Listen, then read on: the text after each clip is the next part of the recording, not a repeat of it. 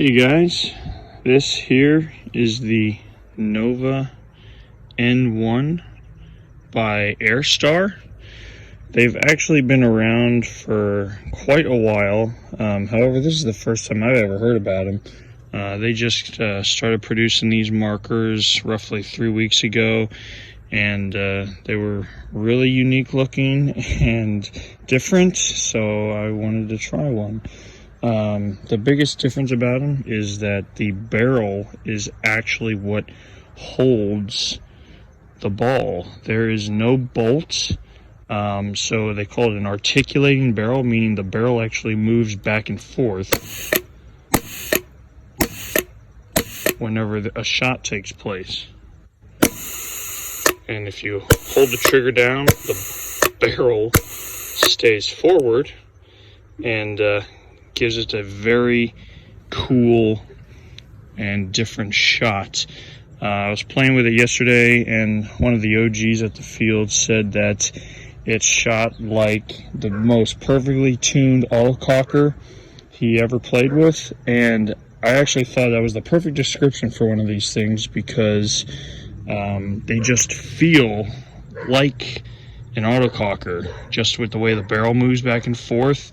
And yet these things are incredibly air efficient. As you can see there, only about 85 psi per shot. And I'm rocking a 80 CI tank with a powerhouse reg, and its output pressure on the reg is 450, so this thing handled great all day with a low pressure tank. So let's put some paint on it and see how it shoots.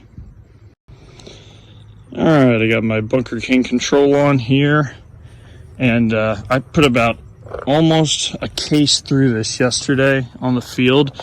I had so much fun using it that I couldn't put it down for one of my higher end guns like my Adrenaline Lux and Angels and whatnot. I just had to play with this all day long.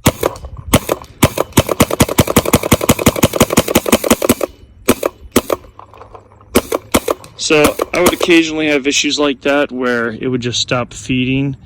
And I actually did break paint 3 different occasions yesterday. So the biggest thing I don't like about this marker is if you break paint in there, it's not like a normal marker that's the break is entirely in the barrel, because the barrel actually, and the insert, there's about a 3-inch insert inside here. The insert gets covered in paint, and so the entire breech area that the ball gets loaded into becomes messy. Now, I did not have any issues with accuracy once paint was broken, so I didn't notice anything detrimental to the performance of the marker when there was paint broken inside. But as far as this being comparable to an EMEC that has a very high rate of fire, I don't think you're going to be very equatable to using a marker like that in a competition. As you can see, the marker isn't a hinge, or the trigger isn't a hinge trigger, it's just a slide trigger. But I know that AirStar is making a upgradable trigger, so hopefully you can see a higher rates of fire like you can with EMEX and other mechanical markers out right now. Everybody that I let shoot this thing was just literally wowing out loud at how soft and fun this thing was to shoot. So it was definitely a favorite at the field yesterday. And I mean, I know paint is the biggest factor in the accuracy of a marker, but this thing was shooting ropes. So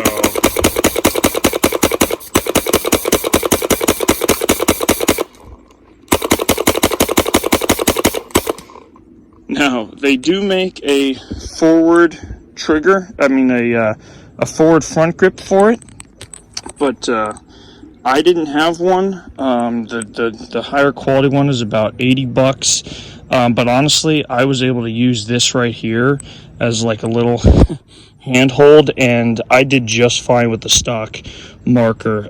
These are 400 as is with the plain black on their website. Yeah, definitely check them out. I highly recommend playing with one.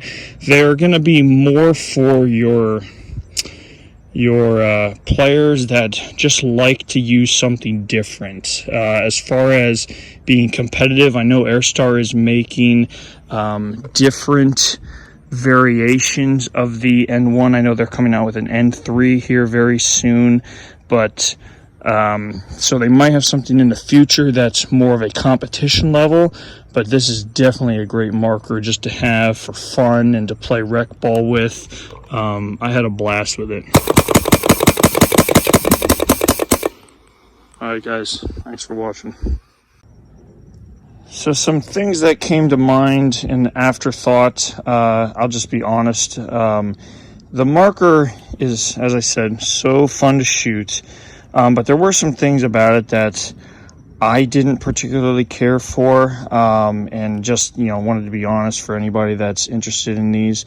I was able to hit the safety button quite a bit when I was switching hands, and would cause the gun to go into lock position quite easily. So that's just something that I'll have to get used to. It's definitely not a deal breaker by any means.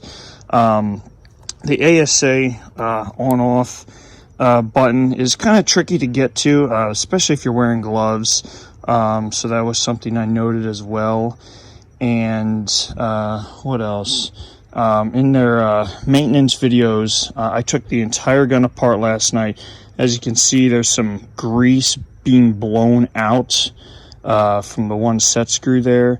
In their maintenance videos, they require almost all of their Allen screws to be put in with blue Loctite. Now, I skipped that step because I like to clean my guns to perfection after every use, so I didn't do that this time, but now I'm kind of wondering if that was kind of necessary. As far as maintenance and taking the thing apart, it's actually not that simple. There's a lot of large pieces in there that you can't really compare it to any of the more quote-unquote higher end guns out there. So this is definitely going to be for the person that's more of a I don't know what their word is, maybe more of a purist, or I'm not sure. It's definitely not going to be for the guys that just want to shoot high-end markers. The insert is about a 3-inch insert, and it just fits right in the back. Let's see if I can do this here. Just fits right in the back of the barrel. So the barrel comes in and out real easy, but the insert's only about 3 inches long. And then once that's open, there's like a rubber stopper back in there that the ball comes down and sits against, which I still haven't been able to get all the paint out of there. So like I said, being a perfectionist, that kind of bugs me a little bit, but I'm sure they'll fix that with future renditions of the marker. So those were just some things that I had, personal things. And the feed neck, it's nowhere near as smooth as like a die or a Planet Eclipse feed neck. It was a little grindy. The metal on metal is a little rough to work with, but can't complain. It held it sturdy. So like I said, just a few of the negatives I had about it, but I'm not getting rid of it. It's still a very fun shooter, and I'm definitely going to hang on to it.